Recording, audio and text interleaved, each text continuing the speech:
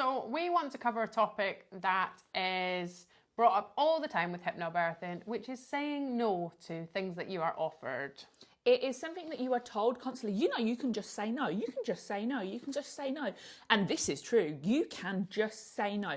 But we are very aware that that is not easy for some people. We have lived a lifetime of being told that, you know, doctors and medical professionals and people that are higher up in society, let's say, than us, are always right and that we should just do what they have told us to do. But this isn't necessarily the case, and so it can actually be hard to say no. Yeah, and I think we think the worst of it sometimes, and we expect that we're going to get an argument when sometimes it is simply the healthcare professional saying, okay, well, it is my job to offer you that, so I'll just make a little note in your notes that I've offered it to you, but that's fine if you don't want it. Sometimes it really does go down like that. But if you're worried about it, we'll give you some tips to deal with it. So first thing is that, yes, you can just say no. If you are that way inclined and you just feel like somebody offers you something and you don't want it, and no matter what they're going to say, you are not going to give a flying fuck, good for you, by the way, then you can just say, no, thank you.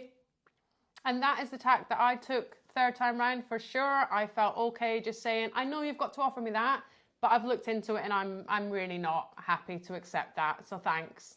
Another one that you can do is say, thank you very much for the information. I'll go away and have a think about it. Now, we're aware that there are some cases, and these are very few and far between, where actually a decision needs to be made ASAP, but there is often time for at least 5 minutes. So you can ask, I just need a few minutes to think about it, then I'll let you know. So give yourself a bit of time.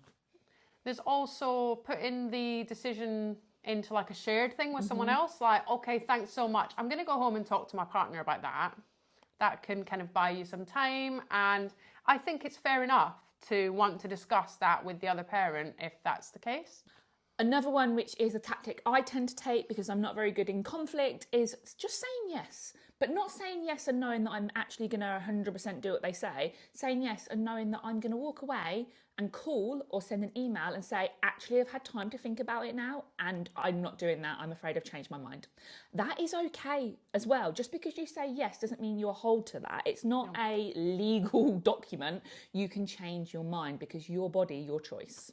You can also just not turn up for things. That feels very rude, and when we're a bit polite and British, that can feel really difficult. But for example, if you've had an induction booked for Monday, you can simply not turn up for that appointment if that's what kind of feels right. If you don't even feel able to draft an email saying that you're not turning up, you can just not turn up. Absolutely. So these are things that you can do to help yourself say yes, maybe I'll decide later, say no, I'm not doing that. This is your choice. And what other things, have you got anything in particular that you come up with? What is your way of saying no to something? Tell us a story and put other people's mind at ease that it is easier than you think to say no to something.